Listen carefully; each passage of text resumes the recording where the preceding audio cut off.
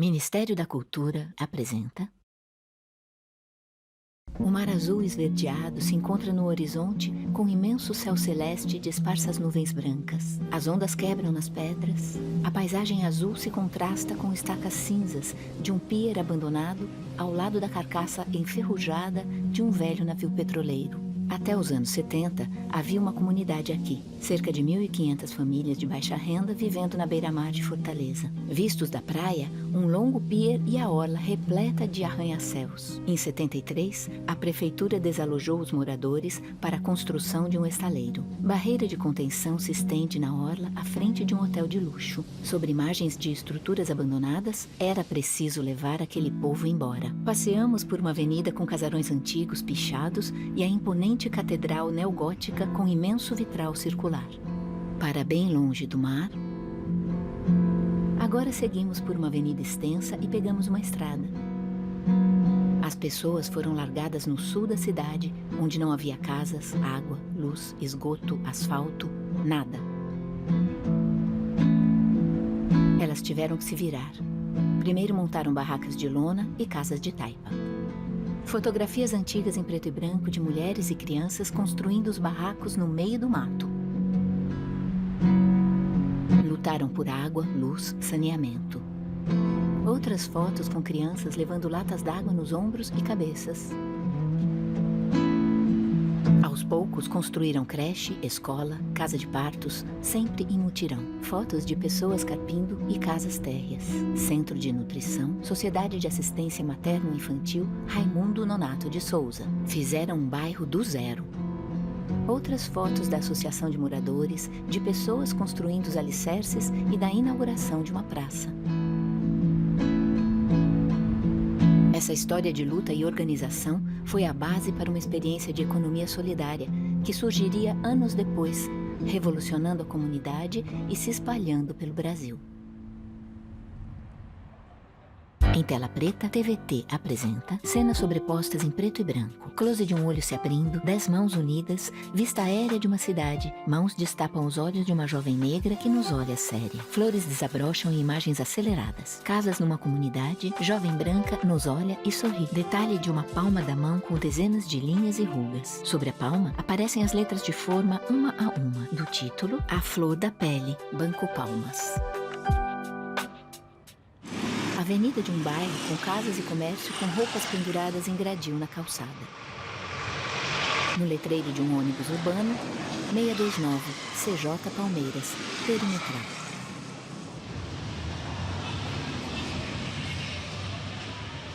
Ilustração do mapa do Brasil. PIN sobre Conjunto Palmeiras, cerca de 30 mil habitantes, Fortaleza, Ceará. Palmeiras sempre foi imbuído dessa história de que nós podemos coletivamente. Ruas asfaltadas. Aqui não tem um herói americano, esse é um grande orgulho nosso. Aqui não tem um cara que bate a bola no peito e faz o gol e vai lá e resolve. Mas o Palmeiras criou a cultura da solidariedade, a cultura da cooperação. Essa é a coisa mais difícil de você criar. Os arranha-céus distantes. Um homem anda na rua de camisa e faixas estampadas de girassóis. Muito cedo na minha vida, morava em Belém do Pará, meus pais moravam lá. Joaquim Melo. Eu participei do movimento de libertação dos presos do Araguaia. Diretor de projeto do Banco Palmas. Na época da ditadura militar, estou falando aí, eu cheguei em Belém em 73. Então, em 78, eu começo a me engajar nesse movimento e resolvo ir para a Igreja Católica, né? Fui ser seminarista. Então, já um pouco militando ali no movimento clandestino, naquela época tudo era clandestino da Igreja Católica. Aí, por volta de 1984... É branco e usa óculos. Já havia ali um incômodo no seminário, porque eu tinha um discurso muito libertador. Aí eu tenho contato com Leonardo Boff, com Frei Beto, com todo esse povo da teologia da libertação. E cada vez mais eu tenho essa ideia de fazer uma coisa revolucionária, uma coisa que pudesse trazer justiça social, igualdade social, que estava muito dentro de mim. Está num salão com uma porta de grade vazada. O cardeal à época era Dom Luiz Loscheider. Fotos de Aloísio. Um ser humano fantástico. Ele abre aqui uma experiência que ele chama Padres da Periferia. Ele queria que os seminaristas morassem na favela, estudando teologia, mas morando na favela, na periferia, para quando se formasse padre já pudesse estar ali engajado nas lutas populares e tudo mais. E aquilo ali era tudo do mundo que eu queria. que eu tinha uma vocação para ser padre, mas ser um padre da libertação, ser um padre da luta pela democracia, pela liberdade dos presos políticos. Joaquim chega em Fortaleza no início dos anos 80. O cardeal pede que ele vá morar com os moradores de um lixão.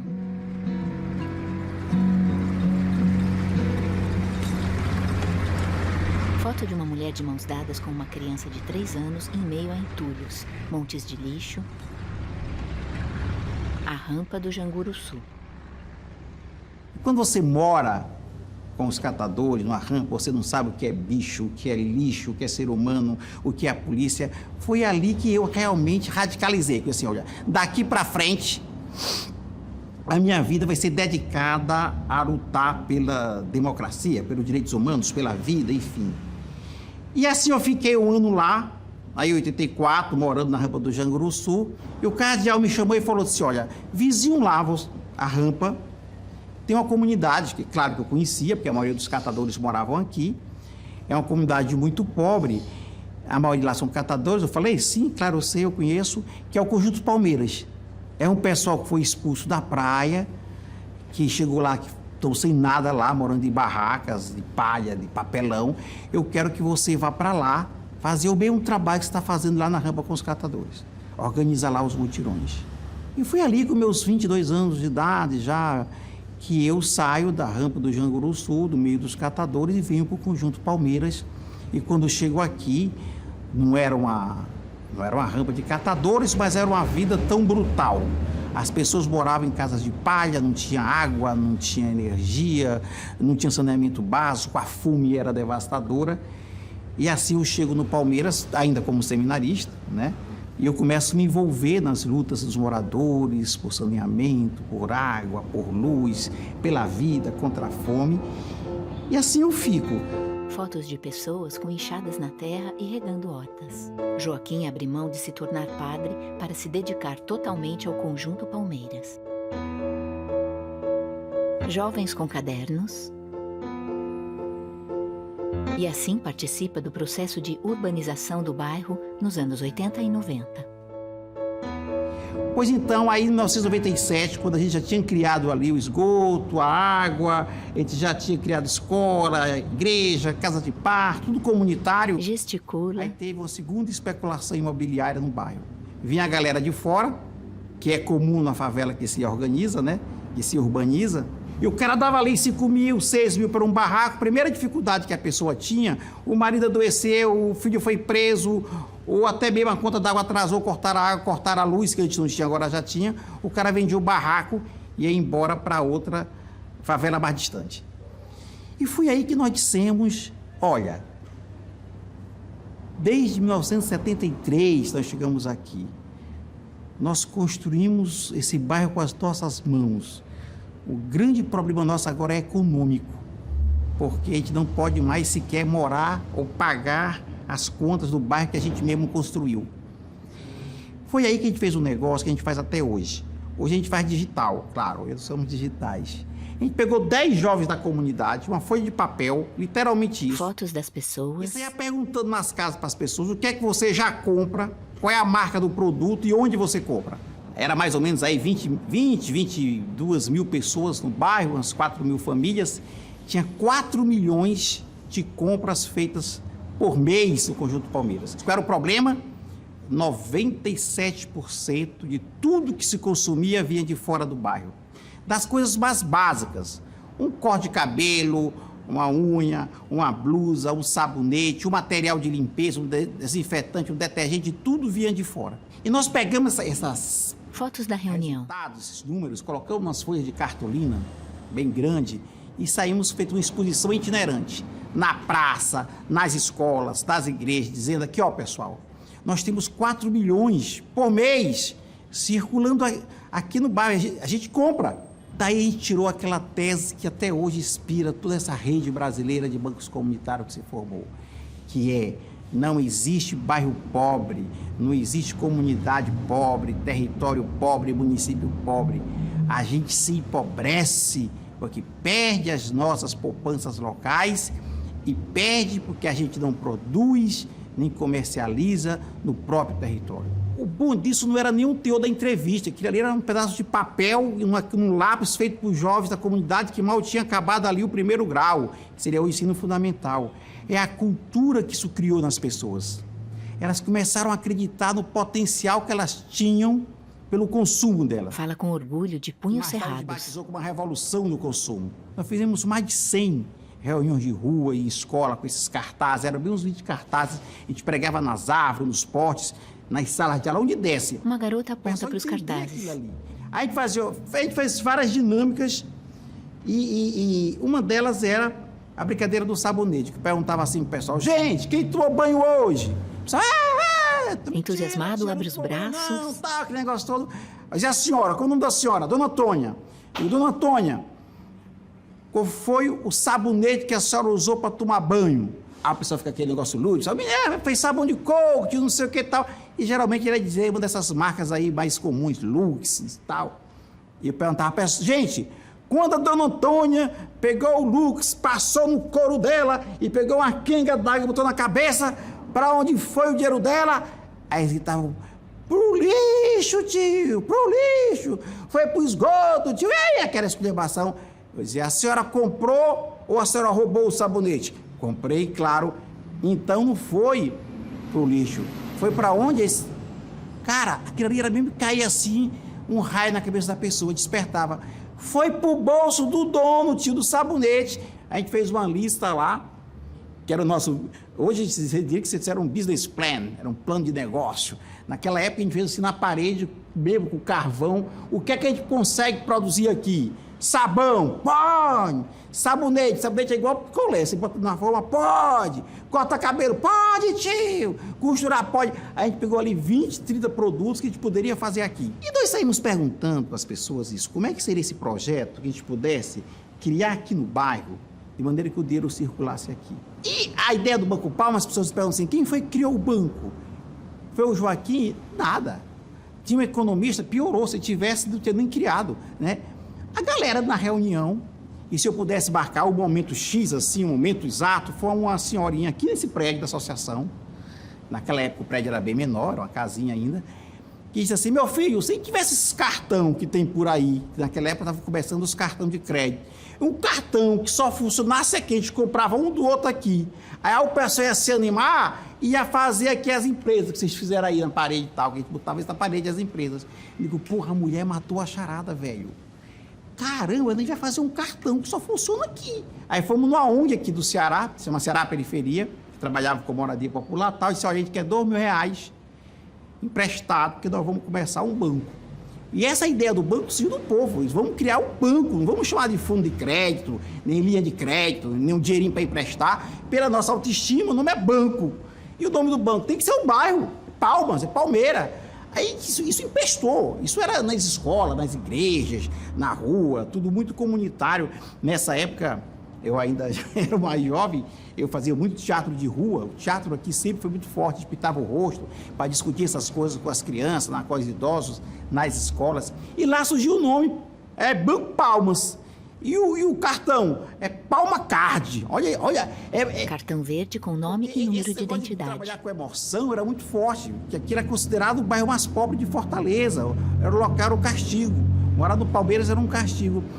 E o Palma Card era uma sacanagem com os outros cartões. Mastercard, Visa Card. É o Palma Card. Aí, Palma Card. Aí, velho. Eu sei que no dia 20 de janeiro de 1998, nesse mesmo local onde nós estamos aqui hoje... Foto de uma reunião. O Banco Palmas e o cartão Palma Card. Era o primeiro banco popular comunitário do Brasil e a primeira moeda social. Cédulas de papel. 2 palmas e 25 centavos palminhas. E a gente começou com 30 pessoas e 5 comércios. A pessoa que pegava o crédito, o microcrédito ali de 30 mil, olha... R$30, R$50, R$300, e o cartãozinho de crédito era até R$20.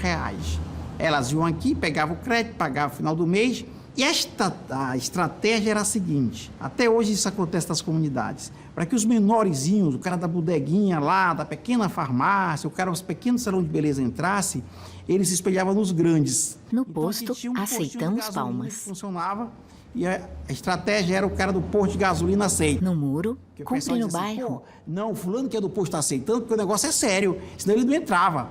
E assim, no primeiro mês, 6 comércios aderiram, 7 comércios aderiram, tal. Aí eles vieram aqui no final do mês e recebia o dinheiro que vendia. Aí aumentou para 10, para 15, foi aumentando aos poucos, o pessoal testando se o modelo servia. E escola. Velho, a gente ia nas escolas mostrando para as crianças, porque até hoje a gente faz isso. O que é a moeda social, porque quando gira na comunidade resolve, porque comprar na comunidade melhora. Então a criança chegava em casa, contava para o pai dela, para a mãe dela, olha, eles levaram lá, mostraram, fizeram lá um ensaio com a gente, é legal. Foi criando uma cultura no bairro para isso. Teatro de rua, muita cultura, jornalzinho comunitário, Desperta Palmeira. Arte do jornal. Mostrando lá o que é o banco, o que é a moeda, como começou, como é que você compra, qual é a vantagem disso. Rádio, a gente tinha aquelas rádios de megafone. E depois a Polícia Federal levou tudo, né? A gente botou FM, se lascou. Mas a gente tinha aqui umas bocas de megafone, de manhã, 6 horas da manhã. Bom dia, morador do Palmeira! Bom dia, o bairro que tem o seu banco, sua moeda social, tal. Então, foi criando essa ideia, que é o mais importante, que o banco é nosso. O banco é da comunidade, a moeda é da comunidade. Isso era 1998, quando chegou em 2000, já tinha 300 comércios aceitando a moeda social, já tinha o crédito, não tinha dinheiro, mas foi cooperação internacional. 30 mil veio da Inglaterra, da Oxfam, mais 20 mil da Misério. Então, com um ano, a gente já tinha 100 mil reais para emprestar para a galerinha ali, fazer suas pequenas produções. 2 Sobrados, Banco Comunitário Digital. A partir daí, o Banco Palmas cresce sem parar. E o bairro cresce junto. A experiência dá tão certo que, em 2005, o governo federal pede ajuda para reproduzi-la em outros lugares do país. Fotos de reuniões e conferências, bancos comunitários. Surgem dezenas de bancos comunitários independentes, cada um com sua própria moeda. Começava a nascer a Rede Brasileira de Bancos Comunitários. Imagens das cédulas dos bancos: Capivari, Sussuaranas, Lagoa de Dentro, Sabiá, Dendê, Farol, Pacatu, Quixadá e dezenas delas.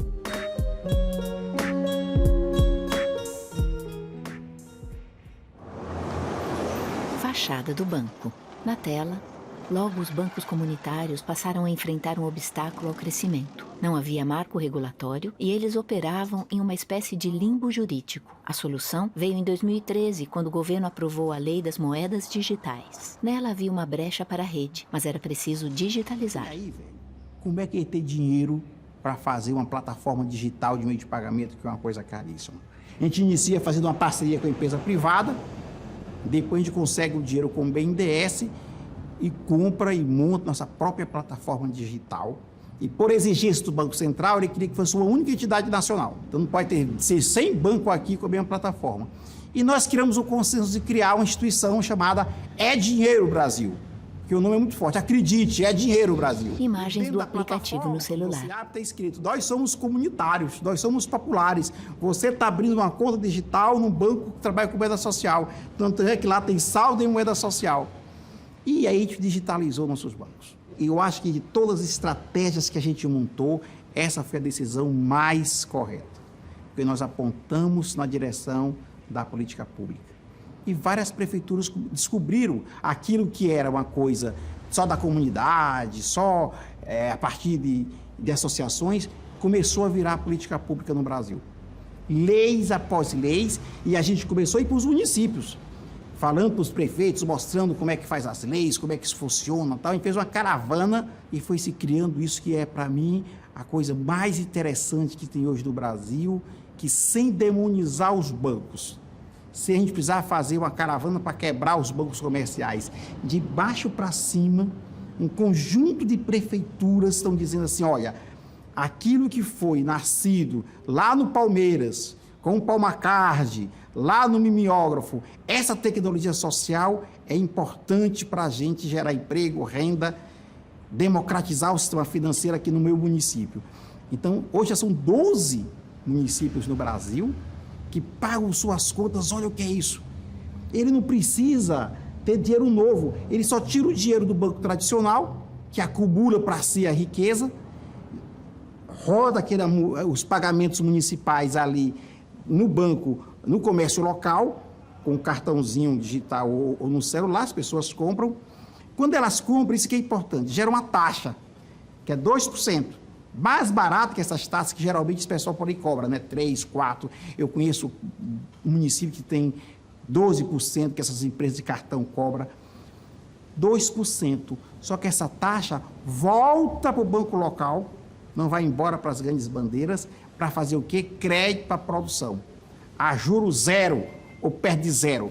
Ou seja, quanto mais você compra no seu município, nas lojas, e tem grandes e pequenas lojas, todo mundo aceitando, quando você compra, o seu consumo gera uma taxa que é reinvestida no seu município para ter mais produção, para ter mais empreendedorismo, mais gente produzindo ali. E quanto mais gente produzir, mais gente se emprega, mais opções você tem. Então, nós estamos mudando o país. Fachada de um supermercado.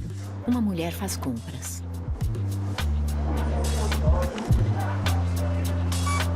No caixa, a caixa abre o aplicativo no celular do mercado.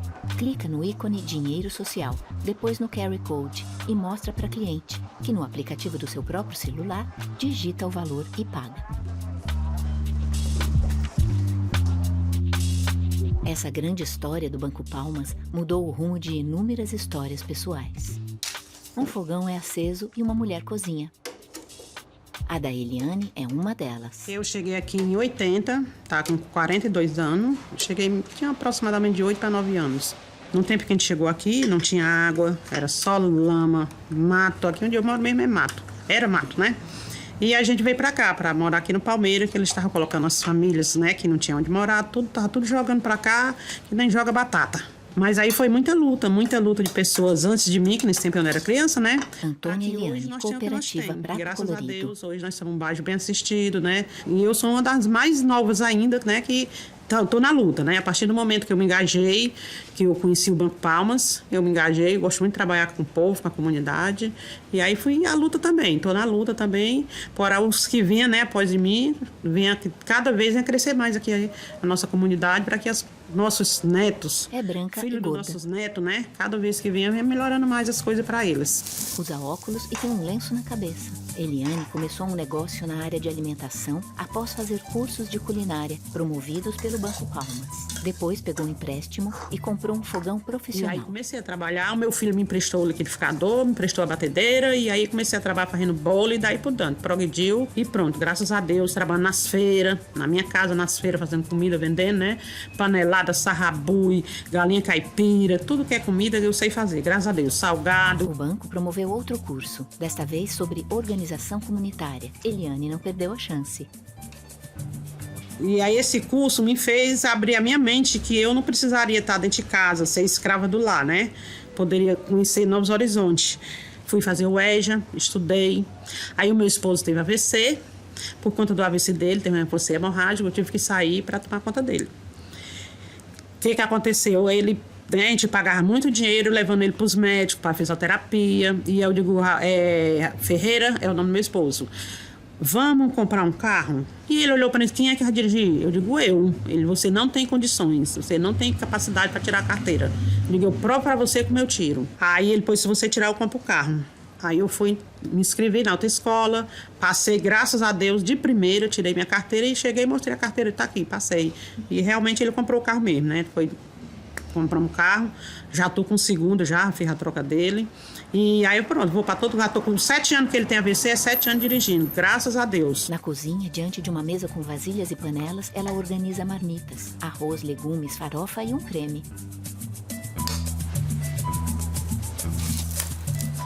Eu me tornei uma pessoa diferente, né? Conheci novos horizontes. E aí, através disso, a gente abriu uma cozinha lá com o nome Emancipadas. Fotos de E pessoas a numa gente lá, sala. a gente viu o que é ser emancipada, né? É a pessoa ter a sua voz, é ter condições de comprar suas próprias coisas, ganhar o seu próprio dinheirinho. E pronto, a gente foi conhecendo novas pessoas, novas mulheres, foi ensinando, demos aula lá de culinária. A gente se juntava em encontro de mulheres lá, fazia um encontro de mulheres.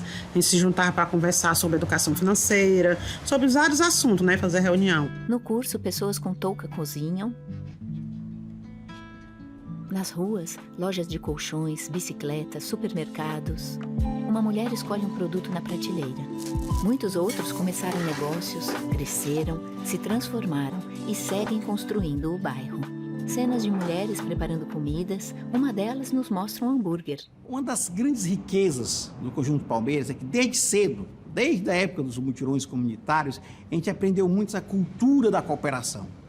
Então tem vários grupos comunitários, cada qual fazendo a sua coisa. O Prato Colorido trabalha com alimentação, com as mulheres, a Companhia Bate Palmas, que trabalha com a cultura, a Palmas Lab, que é nosso setor de tecnologia, tem grupo de idosos, tudo é conectado entre si e o Banco Palmas, ele é o animador desse processo. A gente é um consórcio de organizações, cada qual é cada qual, mas para produzir melhor, para sobreviver, para baratear os custos, a gente se conecta um com o outro nesse grande ecossistema de cooperação que é o Conjunto Palmeiras. Eu acho que isso é uma coisa que dá certo. Nós temos um assistente social para todos os grupos. A gente tem um advogado que dá conta de todos os grupos, né? Tem o banco, que não é dono de nenhuma organização, mas se precisar de dinheiro, o banco vai lá e entra com crédito. Esse que é um grande barato quando você cria isso que a gente chama aqui de consórcio de organizações da sociedade civil. Cada qual faz uma parte, mas coopera, colabora, se conecta um com o outro. É por isso que a gente consegue ser fortes, é por isso que a gente consegue fazer tantas coisas que a gente faz aqui no Conjunto Palmeiras. Isso é mó barato. No muro, prato colorido, cooperativa de trabalho. Mulheres cortam cebolinha, misturam tomates picados numa panela, fritam filés de peixe. Num salão aberto, colocam em potes para os compradores. Sala de informática com jovens nos computadores. Palmas Lab. Salão com uma dezena de máquinas de costura. Palmas Fashion. Molde de uma camiseta, uma senhora mostra a camiseta amarela Banco Palmas, 25 anos. Ó, que show! Olha que etiqueta! Olha que etiqueta, olha! Em verde, Made in, Conjunto Palmeira, Palma Fashion. Nós temos muito orgulho de dizer que isso nasceu na periferia, na favela de Fortaleza, no Nordeste brasileiro, num país que tem discriminação de todo tipo, inclusive regional. Isso não nasceu em São Paulo, na USP, na FGV, nada contra esses nossos parceiros, mas nasceu dentro de uma comunidade, uma ação de moradores, uma tecnologia social que se tornou talvez das maiores políticas públicas do Brasil no campo das finanças. É isso. Hoje vários prefeitos, governadores adotam esses bancos, essas moedas sociais. E nasceu aqui, fruto do quê? Organização popular, trabalho de base, cultura alternativa, empoderamento da comunidade, autoestima, é que deu no que deu. Então, isso foi... E assim nós começamos, né? E assim foi o processo que nos levou até aqui. Dezenas de pessoas na rua levam a faixa. Banco Palmas, 25 anos. Em 2023, a comunidade foi palco de uma comemoração dupla. 50 anos de Conjunto Palmeiras e 25 anos de Banco Palmas. Cenas de reuniões, festas, feiras de produtos, de alimentação, premiações. Troféu no qual duas mãos, uma branca e outra preta, seguram a placa. Organiza uma outra aprendizagem. Tantos anos de estrada e de bagagem digital é a nova. Troféu no qual duas mãos, uma branca e outra preta, seguram a placa. Banco Palmas, 25 anos. Faz revolução, hoje é um exemplo pra nação. Joaquim comemora no palco junto à multidão. Este documentário pertence ao projeto O Papel da Mulher nas Artes e na Cultura para a Consolidação da Cidadania, celebrado com o Ministério da Cultura. Diretor de produção, Antônio Jordão Pacheco. Direção artística, Max Alvim. Direção e roteiro, Bruno Carneiro. Pesquisa, Cris Braga, Liliana Onosato, Kátia Klock, Lícia Brancher, Dauro Veras. Direção de fotografia, Eudes Freitas. Técnico de som, Marco Rudolph. Coordenação de produção, Cláudia R. Henri Ugolini. Produção Viviane Nascimento. Produção de sede e logger André Moura Lopes. Edição Guilherme Pedrosa. Designer gráfico Erico Dias. Trilha sonora Lívio Trachtenberg. Assessoria de imprensa José Maria Silva Moreira. Finalização Laboratório Cisco. Intérprete e gravação de Libras Rafaela 60. Roteiro de audiodescrição e narração Bel Machado. Logos Fundo Nacional da Cultura. Realização seguem os créditos.